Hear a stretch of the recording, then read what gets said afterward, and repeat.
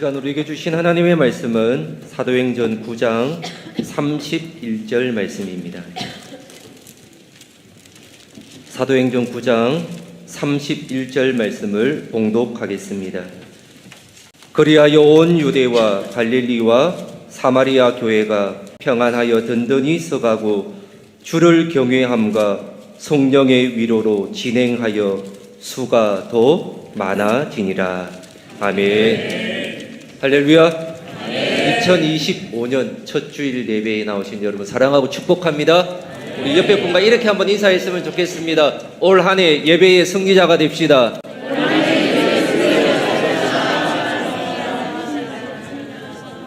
여러분 올 한 해 꼭 예배의 자리를 잘 지켜가셔서 예배의 승리자가 되어질 수 있기를 축원합니다. 네, 한번 따라해 보겠습니다. 예배의 승리자, 인생의 승리자.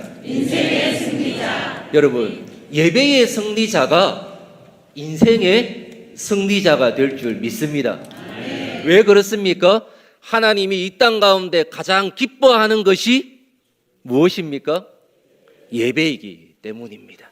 그래서 올 한 해 여러분 시작이 얼마만이다라는 격언이 있습니까? 반이다라는 말이 있습니다. 여러분 오늘 나오신 여러분은 이미 그러면 얼마만큼 한 겁니까? 반 이상을 한 것입니다. 남은 반 잘 마무리하실 수 있는 여러분이 되어질 수 있기를 축원합니다. 여러분 올 한 해 우리가 목표로 삼고 달려갈 주제가 바로 오늘 말씀의 제목입니다. 여러분 어디에 나와 있습니까? 여기에 나와 있습니다. 한번 같이 한번 읽어보겠습니다. 성령의 능력으로 부흥하는 교회. 아멘. 여러분 올 한 해 우리 교회의 표어입니다. 그리고 한국 교회 안에 있는 통합적 교회의 표어이기도 합니다. 그렇기에 온 성도님이 온 교회들이 이 말씀을 붙잡고 나아갈 때 우리의 가정에 일터에 교회의 부흥의 역사가 일어날 줄 믿습니다. 오늘 말씀은 교회의 성장과 평안을 다루고 있는 말씀입니다. 여러분 이 구절은 초대교회의 박해를 받은 후의 상태를 말씀하고 있는 본문입니다. 여러분 초대교회는 많은 박해와 어려움을 겪었습니다. 그러나 본문에서 말하는 것처럼 이 시기에 교회는 도리어 무엇을 누리고 있었다라고 오늘 본문은 말하고 있습니까? 박해가 있고 어려움이 있었지만은 도리어 초대교회는 무엇을 누리고 있었다고 말하죠? 평안을 누리고 있었다라고 말하고 있습니다. 여러분, 평안이 무엇입니까? 성경적인 평안은 아무 문제 없음이 아닙니다. 여러분 우리가 평안이라고 생각하면 올 한 해 하나님께서 아무 일 없이 그냥 가는 것이 평안이다라고 생각하는데 이것은 성경적인 의미는 아닌 것입니다. 아무런 문제가 없는 상태를 말하는 것이 아닙니다. 여러분 그렇다면 무엇이 평안입니까? 바로 문제 가운데 하나님이 함께 하신다는 믿음입니다. 이것이 여러분 평안입니다. 한번 따라해 보겠습니다. 문제 가운데 하나님이 함께 하신다는 믿음입니다. 여러분 믿습니까? 올 한 해 우리 앞에 문제가 있고 역경이 있을 수 있지만 그 가운데서 나와 함께 하시어 이겨나가게 하시기에 요동함이 없이 여러분 평안한 상태를 유지하는 것. 이것이 바로 무엇입니까? 평안입니다. 왜 그렇게 될 수 있습니까? 이유는 한 가지입니다. 누가 나와 함께 하시기 때문입니까? 하나님이 나와 함께 하시기 때문입니다. 이 믿음, 이 은혜가 올 한 해 우리 모두에게 있기를 축원합니다. 이 믿음이 나를 평안하게 하는 것입니다. 사랑하는 성도님, 교회가 평안하여 든든히 서간다라는 표현은 매우 중요합니다.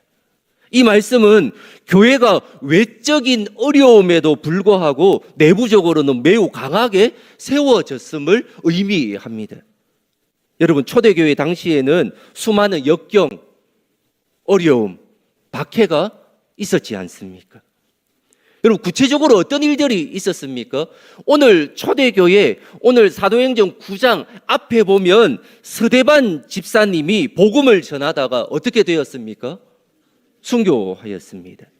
이를 마땅히 여긴 사울은 그리스도인들을 박해하였습니다. 그 공포와 두려움으로 인하여 많은 그리스도인들이 어떻게 되었습니까? 피신하여 여러 지역으로 흩어지게 되었습니다. 수많은 박해가 있었던 것이지요. 여러분, 평안한 상태가 아니었습니다. 혼란의 연속이었던 것입니다. 그런데 그러한 가운데서도 성령님께서는 복음을 전하는 자들을 인도하시며 각 처에서 예수 그리스도의 복음이 전파되게 하셨던 것입니다. 여러분, 교회가 든든히 서간다라는 것은 단순히 숫자가 많아지는 것을 넘어서 각 성도의 신앙이 깊어지고 성숙해짐을 의미하는 것입니다. 저는 올 한 해 우리 사랑성교교의 모든 성도님이 이러한 은혜를 누렸으면 좋겠습니다. 어떤 풍랑, 역경, 고난 가운데서도 우리 각자의 신앙이 더 깊어지고 성숙해지는 은혜의 한 해가 되어질 수 있기를 원합니다. 그리고 오늘 사도행전의 저자인 누가가 오늘 본문 말씀에 유대와 갈릴리와 사마리아 세 지역에 교회를 언급하면서 교회라는 헬라어 단어가 에클레시아라는 단어를 쓰고 있습니다. 그런데 오늘 본문에 보니까 누가가 이 에클레시아라는 단어를 사용할 때에 단수로 표현하고 있습니다. 이 말은 어떤 말인가 하면 유대교회, 갈릴리 교회, 사마리아 각각의 교회들이 아니라 하나의 교회임을 말하고 있는 것이죠. 이것은 여러 지역의 교회가 주님 안에서 하나로 연합되어 그리고 또한 하나님이 주시는 은혜 가운데 하나 되어 있음을 강조하고 있는 표현입니다. 사랑하는 성도님, 결국 우리 개개인의 교회가, 여러분, 우리 교회가 어디서부터 시작되었습니까? 가정에서부터 시작되었지 않습니까? 그럼 우리 각자의 교회가, 가정교회가 또 구역이 모였으니까 그 구역도 결국 무엇입니까? 교회이지 않습니까? 이런 구역교회, 가정교회들이 든든히 서나갈 때에 결국 하나인 사랑선교교회가 하나 되어 연합되어 부흥 성장하는 것입니다. 그렇기에 올 한 해 각자의 자리에서 예배자의 승리자가 되고 하나님의 영광이 나를 통하여 드러나고 각자의 작은 교회들이 성령 충만해야 될 줄 믿습니다. 여러분, 이게 너무나 중요합니다. 각자의 자리에서, 여러분, 예배의 장소가 이 교회만이 아닙니다. 여러분, 내가 서 있는 자리가 어떤 자리입니까? 예배의 자리고 기도의 자리인 것입니다. 그래서 각자의 자리에서 하나님의 영광이 드러나는 삶을 온전히 살아내실 수 있어야 되는 것이지요.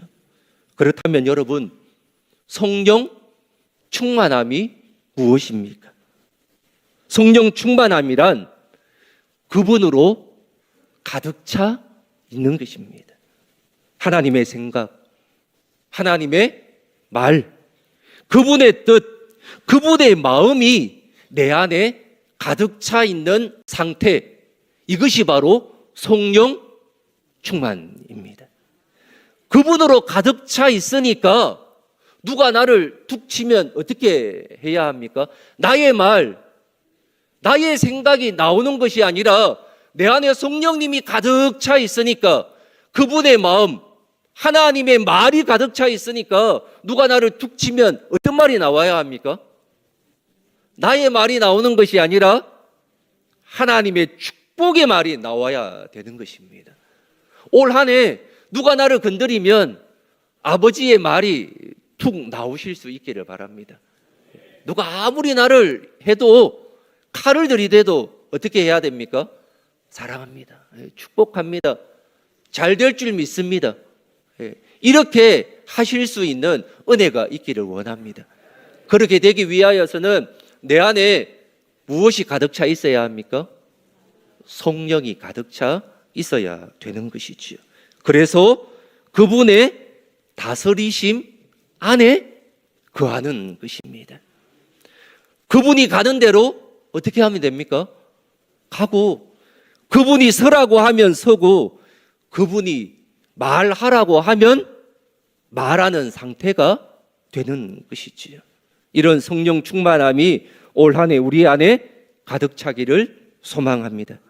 그래서 내가 말하고, 내가 가고, 내가 서고가 아니라 그분이 하는 대로 순종하는 한 해가 되어질 수 있기를 원합니다.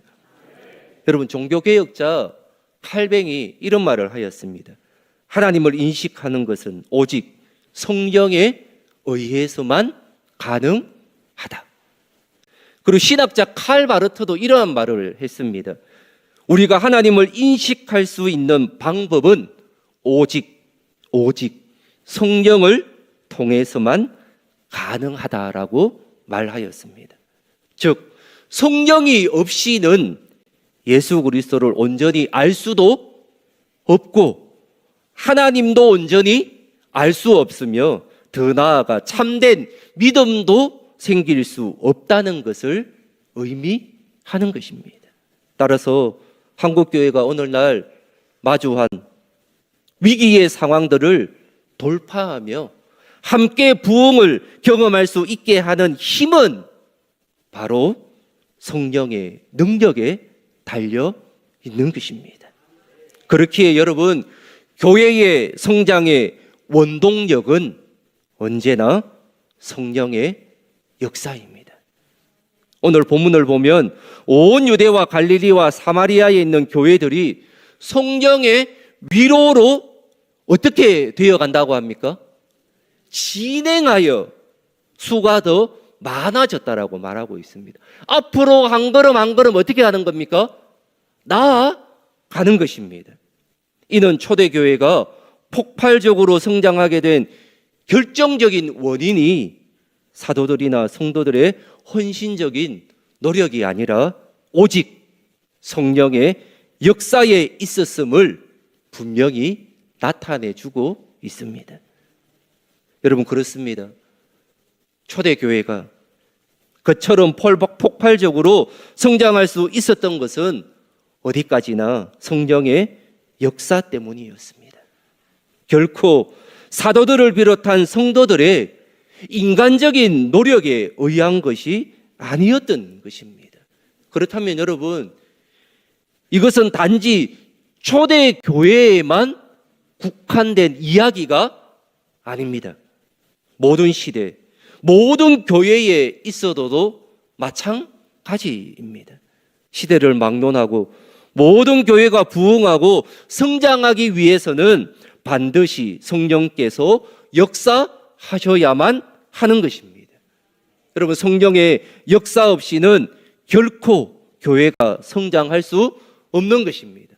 우리 가정도 마찬가지입니다. 우리 자녀도 마찬가지입니다. 내가 경영하는 사업, 직장도 모두 다 마찬가지인 것입니다. 그래서 올 한 해 성령이 이끄시는 대로 순종하고 전진하는 시간이 되어질 수 있기를 원합니다. 말씀을 맺습니다. 사랑하는 성도님, 2025년 이 한 해를 하나님께 온전히 맡기시기를 바랍니다. 성령의 능력으로 부흥하는 가정, 성령의 능력으로 부흥하는 일터, 성령의 능력으로 부흥하는 교회가 되기를 원합니다. 성령의 충만함과 다스리심 아래 순종하는 한 해가 되기를 축원합니다. 그리할 때 사랑선교 교회는 2025년도에 다시 사도행전의 역사와 부흥의 계절을 맞이할 것입니다. 기도하겠습니다. 하나님 아버지 감사합니다. 2025년 한 해 예배의 승리자가 되게 하여 주시옵소서. 성령의 능력으로 부흥하는 교회 가정이 되게 하여 주시고, 어떠한 문제, 역경 가운데서도 하나님이 함께 하신다는 믿음을 가지고 평안함을 유지하는 한 해가 되게 하여 주시옵소서. 하나님 올 한 해 성령 충만하게 하시고 하나님의 다스리심에 순종하게 하셔서 모든 길들이 순조로운 길이 되게 하여 주시옵소서. 이 모든 말씀 예수 그리스도의 이름으로 간절히 기도하옵나이다. 아멘.